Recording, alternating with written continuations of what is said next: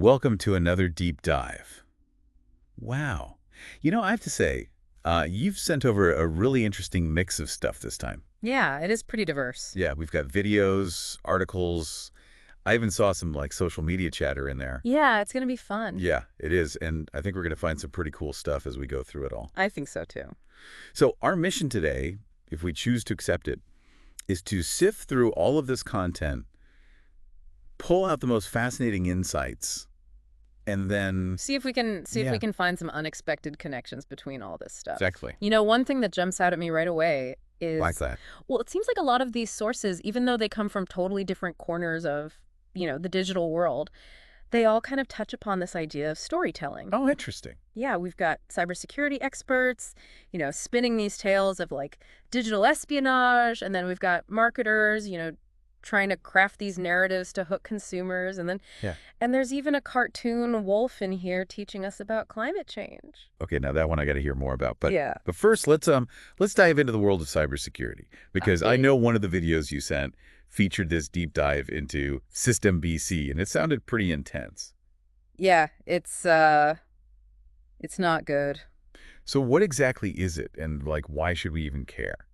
Well, so System VC is what's called a remote access tool, or RAT for short. Okay. And basically what it is it's a way for attackers to kind of slip in the back door of your computer and take control. Oh, so it's like they have the keys to your digital life. Exactly. So, And it's somebody having access to everything you do online, all your files, your personal information. They could steal your data, lock you out of your own computer, even use your computer to launch attacks against others. so it's not just like someone snooping around in your emails. This could have way bigger consequences. Yeah, absolutely. The video actually linked System BC to some pretty serious ransomware attacks. And remind me what ransomware is again. So with ransomware attackers, they basically hold your data hostage until you pay a ransom, and it can be a lot of money. Oh, wow, that's scary. And what's even more concerning is this trend called living off the land techniques. Have you heard of this? I don't think so. It sounds kind of wholesome, like some kind of digital homestead. What is it? Yeah, that's what I thought too when I first heard about it. But unfortunately, it's nowhere near as nice as it sounds, basically. These attackers, they're using legitimate tools that are already on your computer. Oh, so like normal everyday software. Exactly. Like think of something like the built-in cipher.exe tool. Okay. It's like using a kitchen knife to cook dinner, but in this case, they're using it to, commit a crime. Oh, I see. So the tool itself is fine, but in the wrong hands, it can be really dangerous. Exactly. And that's what makes it so difficult to defend against because it's not like they're introducing some new piece of malware. It's stuff that already exists on your system. So how are we even supposed to protect ourselves against these threats that are basically disguised as, everyday tools? It feels like we're always playing catch up. Yeah, it can definitely feel that way. But the key is knowledge. The more you know about these tactics, the better equipped you'll be to defend against them. One of the videos you sent actually highlights some tools that can help, like Sysmin and Wazoo. Have you heard of those? I think I've heard of Sysmin, but I'm not really sure what it does. Yeah, so Sysmin, it's basically like a security camera for your computer. Yeah. It constantly monitors for any kind of suspicious activity, and it can detect these living off the land techniques, before they can do any serious damage. Oh, okay. So it's kind of like having a security guard for your computer. Exactly. And Wazoo, it takes things a step further by providing like a centralized platform for managing all your security logs and alerts. So it's not just about having antivirus software anymore. We need a whole security detail for our computers. Pretty much it's kind of it like securing your home. You wouldn't just rely on a single lock on the front door, right? You'd have an alarm system, maybe some motion sensors too. Exactly. It's the same concept with cybersecurity. You need multiple layers of protection. Makes sense. All this talk about cyber threats, so it's making me a little paranoid. Are there any positive trends in the cybersecurity landscape, or is it all doom and gloom? No. There are definitely some encouraging signs. One thing is that law enforcement is getting much better at tracking down these cyber criminals.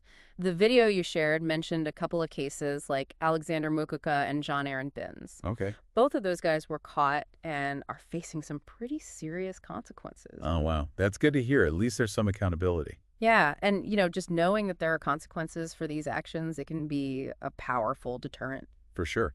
But besides relying on law enforcement, what can we as everyday users do to stay safe online? Well, the most important thing is awareness. Knowing the warning signs of phishing emails, using strong and unique passwords for every single account you have, and keeping your software updated are all essential steps. Okay, those are all good reminders. Yeah. It's easy to get complacent when we're online all the time. Exactly. And it's also important to be mindful of what information you share online and to be wary of any suspicious links or downloads. Good advice. So let's shift gears a little bit from the world of digital threats to something a bit more well-marketable. Okay.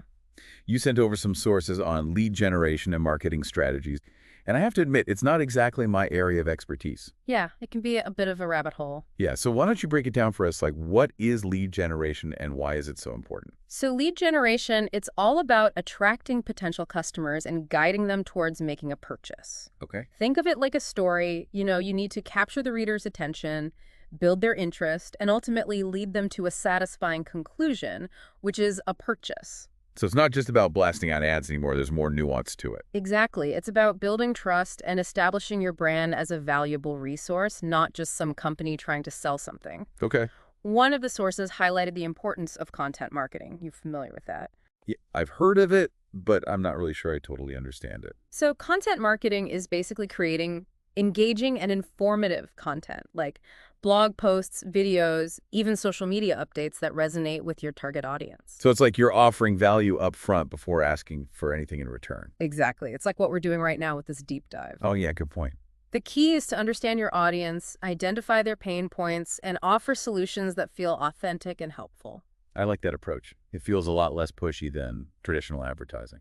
Yeah, for sure. The sources you sent also mentioned website forms and SEO. Are you familiar with those? I've definitely seen website forums before, but SEO, that still feels like a bit of a mystery to me. Yeah, SEO can be a bit of a black box, but it's essentially about making sure your website ranks highly in search results. So when someone searches for something related to your business, you want your website to be one of the first things they see. Exactly. It's all about visibility when people are actively looking for what you offer. So it's like the digital equivalent of having a prime location in a busy city. Exactly. You want to be where the action is, Hmm. and once you've attracted those potential customers, you need to guide them through what's known as the marketing funnel.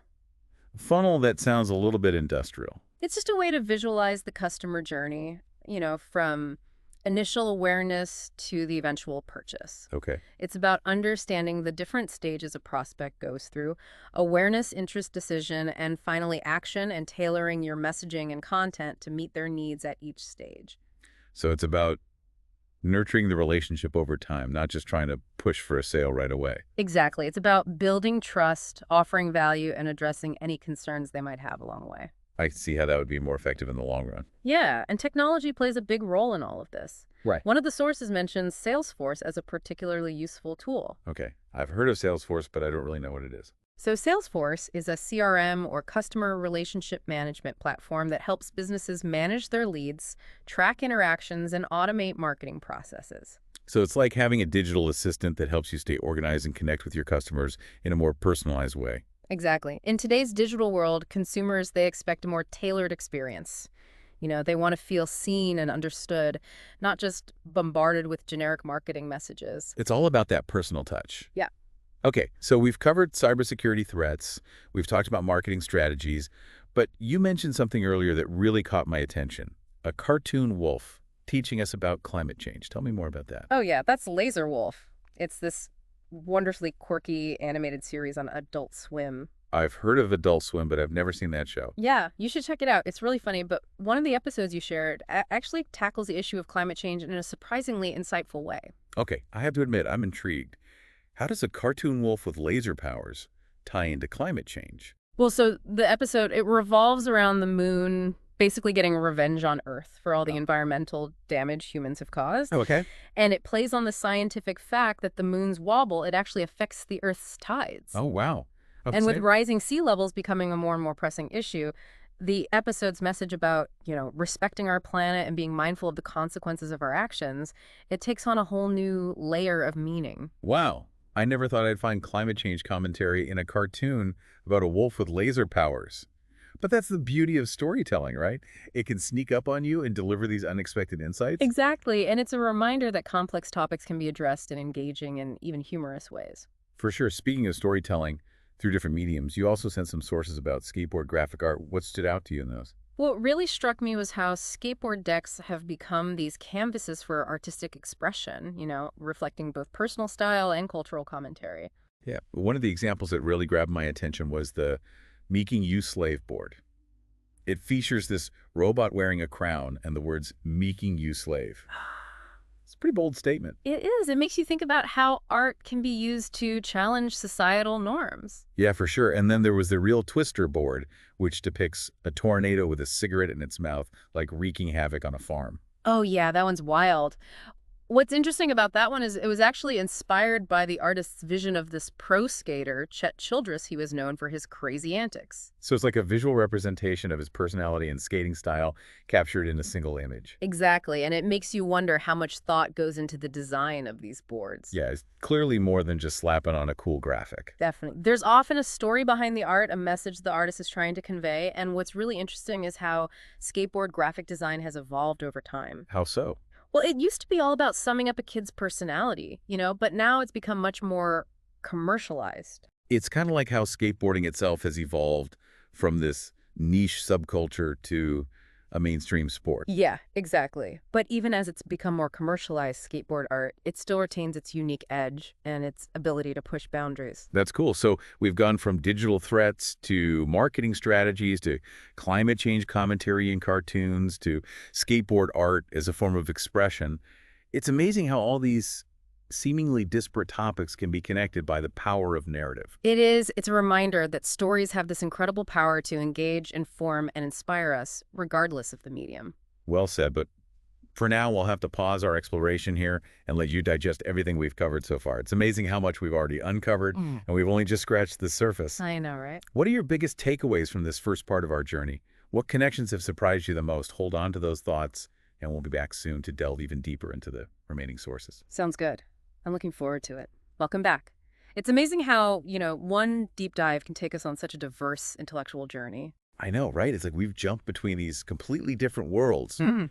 from the dark underbelly of the internet to the vibrant canvas of a skateboard deck. Yeah, and yet there's this common thread running through it all. Loudly. Whether it's the power of technology or the allure of a good story or even just the human desire to express ourselves, these sources, they offer a fascinating glimpse into the ways we interact with the world around us. They really do. And before we move on, I wanted to circle back to those skateboard graphics because they really captivated me. You mentioned that skateboard graphic design has evolved quite a bit over the years. It has. Can you elaborate on that a little bit? Sure. So in the early days, skateboard graphics were all about expressing the skater's personality. Oh, so like a form of self-expression. Exactly. They were often simple, hand-drawn designs that reflected the skater's individual style and interests. Okay, so like what kind of imagery are we talking about here? Well, think bold colors, punk rock imagery, maybe a skull or two thrown in for good measure. So it was about creating a visual identity, a way to stand out from the crowd.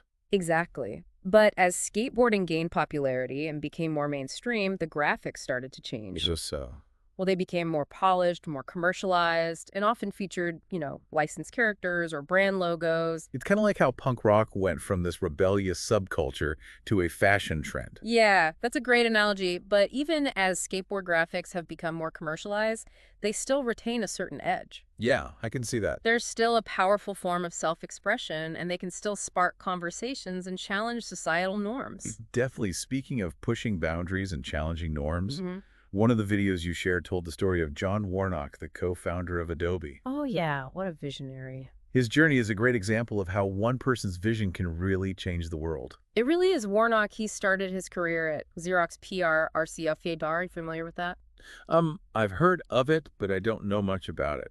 So Xerox PRS, it was this legendary research center that pioneered so many of the technologies we take for granted today, like the graphical user interface and the laser printer. Oh, wow. So that's where all that came from. Yeah, pretty much. It was a hotbed of innovation, and it was at Xerox PRS that Warnock developed Interpress, this groundbreaking page description language. Okay, and what is a page description language?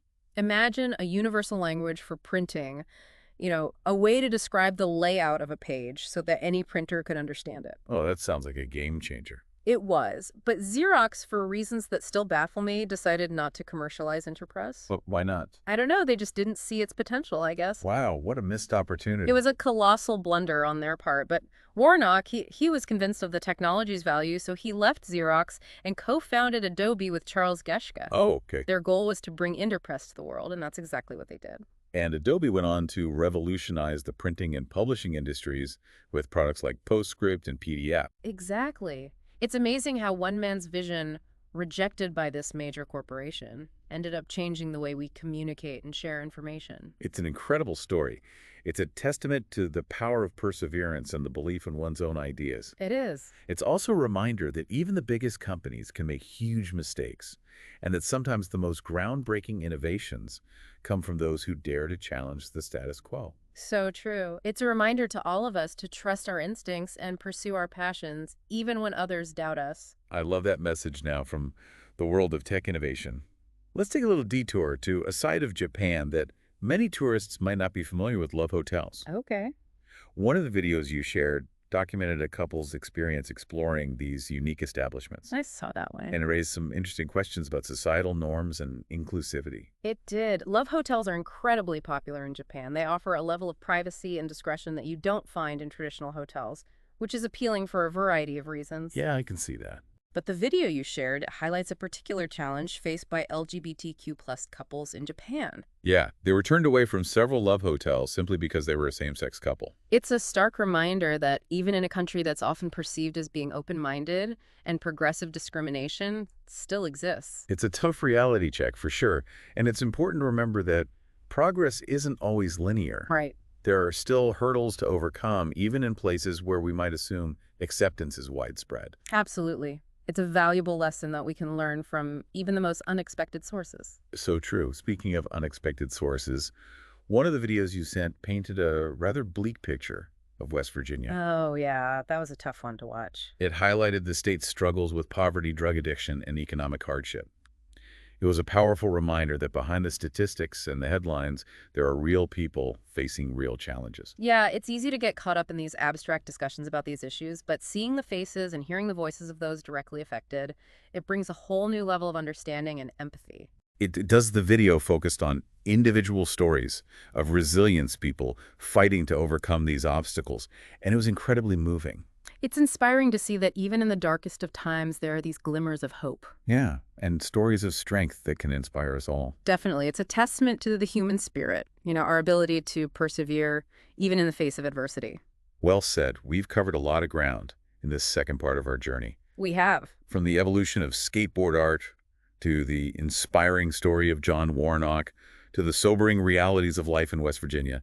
And through it all, we've seen the power of storytelling to connect us, challenge us, and inspire us. Absolutely. And as we move on to the final part of our deep dive, I encourage you to think about the stories that have resonated with you the most so far. What insights have challenged your thinking? What questions have been sparked in your mind? Hold on to those thoughts as we continue our exploration. We're back for the final part of our deep dive, and wow, it's been quite the journey. It really has. We've explored so many different facets of, the digital world and beyond. We really have, from the technical intricacies of cyber attacks to the artistry of comic books and skateboard graphics to even, the complexities of love hotels in Japan. It's been a wild ride. It has, and through it all, we've seen how storytelling acts as this common thread, weaving together these seemingly disparate topics. Yeah, it's amazing how a good story can really make even the most complex or technical subjects engaging and accessible. It's true, whether it's through words, images, or even code, stories have this unique power to illuminate our world and challenge our perspectives. I totally agree. And before we wrap things up, there are a few more sources I'd love to unpack. One that caught my eye was about Love and Rockets, a comic book series that I have to admit I'm not very familiar with. Oh, Love and Rockets, that's a classic. It is. It's a true gem of the independent comics scene created by the Hernandez brothers. Okay, and what's it all about? Well, it's this sprawling multi-generational saga that follows the lives of this diverse cast of characters, mostly Latinx, and the stories touch on themes of love, family, music, the search for identity, all set against this backdrop of magical realism and punk rock aesthetics. Wow, that sounds like a fascinating blend of genres and themes. It is. It's been running for over 4 decades, which is a testament to its enduring appeal. 4 decades. Wow, there must Yeah. be a rich history there. What makes it so captivating? Well, the source you shared focused on the evolution of the cover art, which is as diverse and captivating as the stories themselves. Oh, that's interesting. You can actually see the series evolving over time from the early punk-inspired designs to more mature and introspective imagery. So it's like the cover art itself tells a story reflecting the changes within the series. Exactly. And what makes the source even more insightful is that it includes commentary from the Hernandez brothers themselves, Oh, cool. offering this glimpse into their creative process and inspirations. It's always fascinating to hear directly from the artist to understand the thought and intentionality behind their work. Definitely, it's a reminder that every creative choice, no matter how small, can contribute to the overall impact of a piece. For sure. Now, shifting gears from the world of comics to the realm of video games, one of the sources you sent over was about a level design tool called LDTK. Yeah, LDTK. As someone who spent countless hours, lost in video game worlds, I'm always curious about the behind-the-scenes magic that goes into creating those immersive experiences. I hear you. LDTK is a really powerful tool for creating those virtual worlds. It's like a digital Lego set for game designers. Oh, that's a great analogy. It allows them to build these intricate 2D environments using tiles, custom rules, and a whole range of other features. So it's what gives game designers the power to create those sprawling landscapes and intricate dungeons we love to explore. Exactly. And what I found particularly interesting about the source you shared is that it highlighted the importance of user friendliness. Well, that's key. LDDK is praised for being intuitive and easy to use, which allows designers to focus on their creative vision rather than getting bogged down in technical complexities. Yeah, the last thing you want is a tool that hinders creativity instead of fostering it. Exactly. And LDTK seems to strike a good balance between power and accessibility. It's also very flexible. Users can export their levels in JSON format, which means it's compatible with the wide range of game engines and programming languages. So it's a versatile tool that can fit into different workflows. Yeah. That kind of adaptability is so important in the fast-paced world of game development. For sure. Now, before we wrap up our deep dive, there's one final source I'd like to touch on. It's a bit more technical, but it caught my attention because it delves into a concept that's always fascinated me. The Kelly criterion. Okay, I'm not familiar with that one. What is it? So the Kelly criterion, it's basically a formula used to determine the optimal size of a bet based on the expected return and the level of risk. Oh, interesting. So it's about maximizing potential gains while minimizing the risk of catastrophic losses. Sounds like a delicate balancing act. It is, and the source you shared, it delves into the practical application of the Kelly criterion in real-world portfolio management. Oh, so like in investing? Exactly. It highlights the challenges and considerations involved in implementing this theoretical framework in actual markets. So it's not just a plug-and-play formula. There's more nuance to it. Yeah, definitely. One of the complexities is that the Kelly criterion, it assumes that returns are normally distributed, which isn't always the case in real-world markets. Right. There are always surprises, unexpected events that can throw off even the most carefully calculated models. So it's a tool that requires a deep understanding of both the theory and the real-world dynamics of the market. Precisely. And it also requires a certain level of risk tolerance. Okay. The Kelly criterion aims to maximize long-term growth, but it can lead to significant short-term fluctuations, which can be unsettling for some investors. It's a reminder that even the most sophisticated financial models need to be grounded in real-world considerations, and that there's always a trade-off between risk and reward. Couldn't have said it better myself. Well, it seems we've reached the end of our deep dive. We've explored this remarkable range of topics, from the technical intricacies of cybersecurity to the artistic expressions of comic books and skateboard graphics, to the strategic decision-making of financial investments. And through it all, we've seen how storytelling, whether it's through code visuals or even mathematical formulas, has this power to illuminate our world, challenge our thinking, and inspire us to explore new ideas. We really have. It's been an incredible journey. It has, and I encourage everyone listening to continue exploring the topics that pique their interest, dive deeper into the sources that resonated with them, and keep that spark of curiosity alive. Because as we've seen today, the most valuable insights often come from the most unexpected sources. So keep an open mind.